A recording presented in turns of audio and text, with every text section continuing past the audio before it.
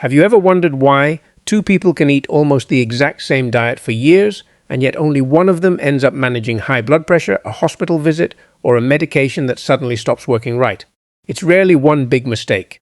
It's usually a handful of ordinary foods sitting in the fridge or the pantry right now, quietly working against a body that simply processes things differently than it used to.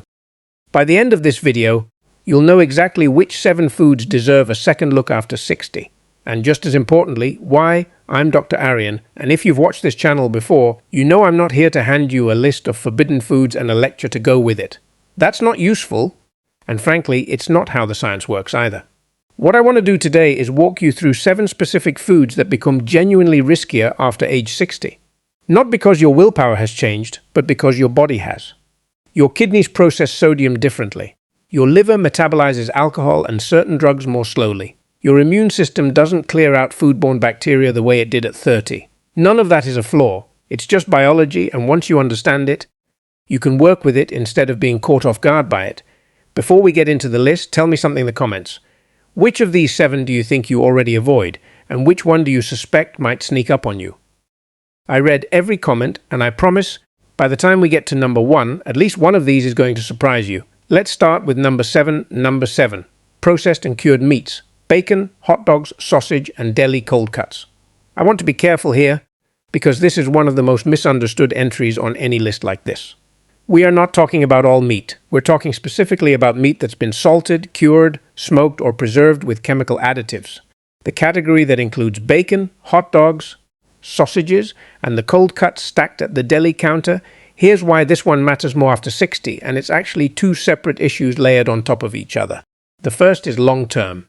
The World Health Organization's Cancer Research Agency has classified processed meat as carcinogenic to humans based on sufficient evidence linking it to colorectal cancer.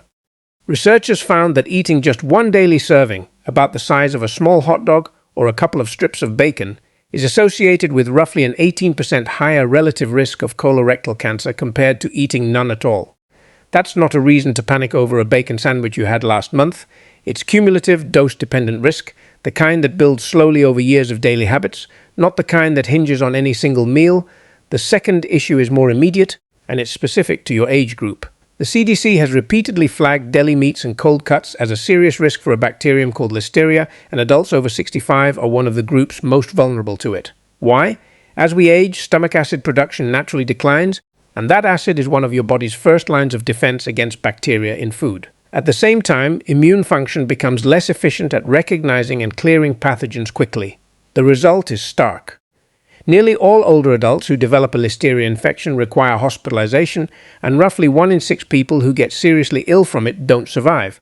Picture someone in their 70s who grabs a quick turkey sandwich from the deli counter 3 or 4 times a week, the way they've done for decades without a second thought.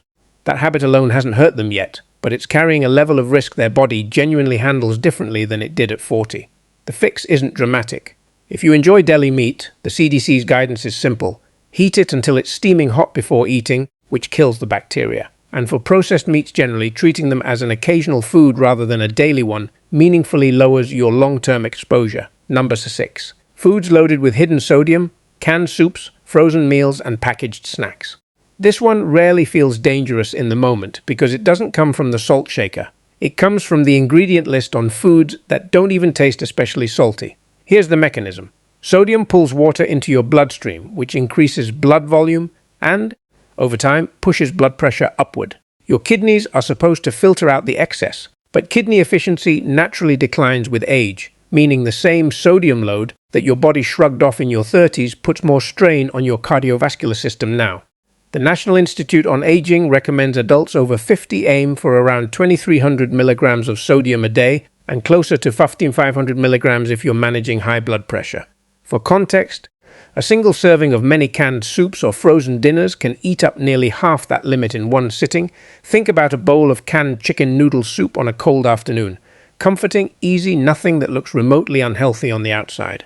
But that one bowl can carry more sodium than your entire recommended daily intake if you're watching your blood pressure. The good news is this is one of the easiest categories to adjust without giving up convenience entirely.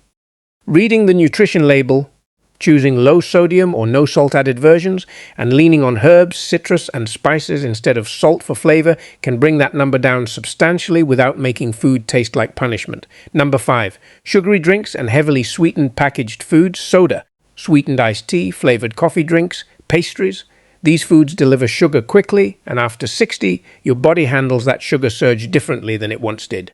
Insulin sensitivity, how efficiently your cells respond to the hormone that clears sugar from your blood, tends to decline with age, which means blood sugar spikes from sugary drinks can run higher and last longer than they would in a younger body. Beyond the blood sugar issue, some geriatric nutrition research has pointed to another consequence that catches people off guard: a connection between high intake of sugary beverages and lower bone density in older adults. That matters enormously here, because bone fragility already becomes a bigger concern after 60, particularly for postmenopausal women, and a fall that might have meant a bruise at 40 can mean a fracture and a long recovery later in life. Imagine starting the morning with a large sweetened coffee and a pastry, the same breakfast that's felt harmless for years. The immediate effect is a quick burst of energy, followed by a crash an hour later, and the long-term effect is a slow, cumulative strain on both blood sugar regulation and bone health. Swapping in options like plain yogurt with fruit or oatmeal with a small amount of natural sweetness keeps the comfort of the meal while removing the sharpest part of the sugar spike. Number 4. Fried foods, French fries, fried chicken, donuts, foods cooked in oil at high heat, often reused oil at that. The problem isn't flavor. It's what happens to fat molecules under those conditions. Deep frying, especially with oils reused multiple times, generates trans fats and oxidized fats that heart health researchers have consistently linked to arterial plaque buildup. As arteries stiffen and narrow with age, regardless of diet, adding a steady intake of these fats accelerates a process your cardiovascular system is already managing more cautiously than it used to. Heart associations have connected frequent fried food consumption with higher rates of heart disease, and the effect compounds when it's paired with the sodium load that usually comes standard with fried food. Think fries salted straight out of the fryer. Picture ordering fried chicken and fries at a restaurant once a week, a habit that's felt like an innocent treat for years. It's not that occasional fried food is catastrophic. It's that occasional quietly becomes routine for a lot of people, and routine is where the cardiovascular strain accumulates. Grilling, roasting, air frying, or baking deliver a lot of the same textures and flavors without asking your arteries to absorb the cost. Number 3. Grapefruit. But only if you're on certain medications. This is the one that catches almost everyone off guard because grapefruit is, on its own, one of the healthiest fruits you can eat. This isn't about the fruit being bad, it's about what it does to specific medications. Grapefruit contains natural compounds called furantocoumarins, and the FDA has documented that these compounds interfere with an enzyme your liver uses to break down certain drugs. When that enzyme is blocked, the medication doesn't get metabolized at the normal rate. It builds up in your bloodstream at higher than intended levels. The FDA has required warning labels on medications affected by this interaction for decades, and the list includes several commonly prescribed statins like atorvastatin and simvastatin, some blood pressure medications, and a range of other drugs metabolized the same way. In total, grapefruit has documented interactions with more than 85 medications. Picture someone in their late 60s who started taking a statin for cholesterol and out of habit still has grapefruit with breakfast every morning the way they always have. They have no idea that fruit is quietly raising the concentration of their medication in their blood, sometimes enough to increase the risk of side effects like muscle pain or, in rare cases, more serious muscle breakdown. Not every statin interacts this way, and not every person on medication needs to avoid grapefruit entirely. This is genuinely medication specific. The single most useful thing you can do here is ask your pharmacist directly whether anything you're currently taking falls on that interaction list. It's a 30-second question that can matter far more than it sounds like it should. Number 2. Alcohol, even in amounts that used to feel completely normal. I'm not telling you alcohol is forbidden after 60. What I am telling you is that the same glass of wine that felt unremarkable at 40 behaves differently in your body now. For reasons that have nothing to do with willpower, your liver's capacity to metabolize alcohol declines with age, meaning the same drink stays in your system longer and reaches a higher peak concentration. On top of that, alcohol interacts with a long list of medications commonly prescribed to older adults. Blood pressure medications, blood thinners, sleep aids, and more, sometimes amplifying side effects like drowsiness, dizziness, or impaired coordination. That combination matters practically, not just biochemically. Impaired balance is one of the more overlooked contributors to falls in older adults, and falls are one of the leading causes of injury-related hospitalization in this age group. The National Institute on Aging recommends that older adults who choose to drink limit themselves to no more than one standard drink a day and talk with their doctor about how alcohol interacts with anything else they're taking. Think about someone who's always enjoyed a glass of wine with dinner and never thought twice about it, now also taking a blood pressure medication prescribed last year. Individually, both are manageable. Together, especially without checking in with a doctor or pharmacist, they can compound in ways that increase fall risk on an evening that otherwise felt completely ordinary. This isn't about eliminating alcohol from your life. It's about recalibrating the amount to match a body that processes it differently now, and having one honest conversation with whoever prescribes your medications. And now, number 1, the food category most people never suspect at all: raw or unpasteurized foods, including soft cheeses, raw sprouts, and undercooked eggs or seafood.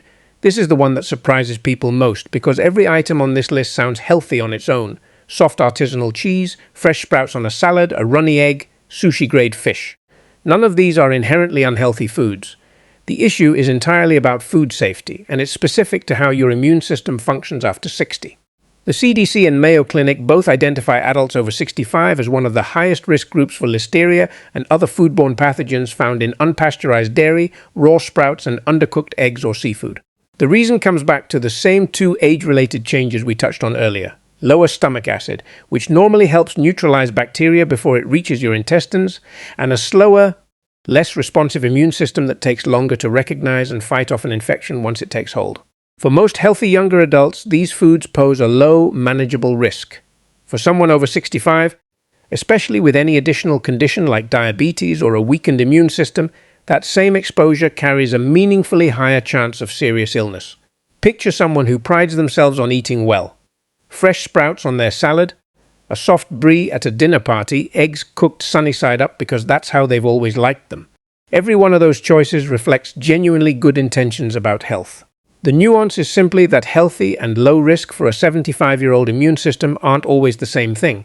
The fix here doesn't require giving up any of these foods. It requires small adjustments: choosing pasteurized cheese, cooking sprouts thoroughly instead of eating them raw, and making sure eggs and seafood are fully cooked rather than raw or undercooked. Conclusion. So let's bring this together. Processed and cured meats, hidden sodium in packaged foods, sugary drinks, fried foods, grapefruit for those on certain medications, alcohol in amounts that no longer match how your body processes it, and raw or unpasteurized foods that carry more risk than they used to. None of these 7 things are about deprivation.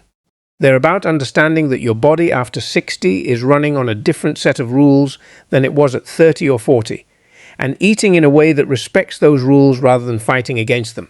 If you noticed 1 or 2 of these on your own plate this week, that's not a failure. That's exactly the kind of awareness that lets you make one small, deliberate change instead of an overwhelming overhaul. Pick just one. Swap the canned soup for a low-sodium version. Ask your pharmacist about the grapefruit question. Reheat the deli meat until it's steaming before you eat it. Small, consistent adjustments protect you far more than a dramatic diet change you can't sustain. As always, this is general evidence-based information, not a substitute for your own physician's guidance, especially if you're managing a chronic condition or taking multiple medications, where some of these risks can shift significantly from person to person. Now, I want to hear from you. Out of all 7, which one genuinely surprised you? Was it the grapefruit, the deli meat, or was it eggs and sprouts, the ones that sound the healthiest of all? Tell me in the comments, because your answer might be exactly what helps someone else watching recognize something on their own plate. If this video gave you something useful, consider subscribing. Every week, this channel takes research like this and turns it into information you can actually use, not theory buried in a journal. And next time, we're going to look at something closely connected to today's topic: the specific eating patterns that quietly protect your independence in your 70s and 80s, patterns that have less to do with any single food and more to do with timing, portions, and habits most people never think to question. Until then, take care of yourself, stay curious, and keep moving.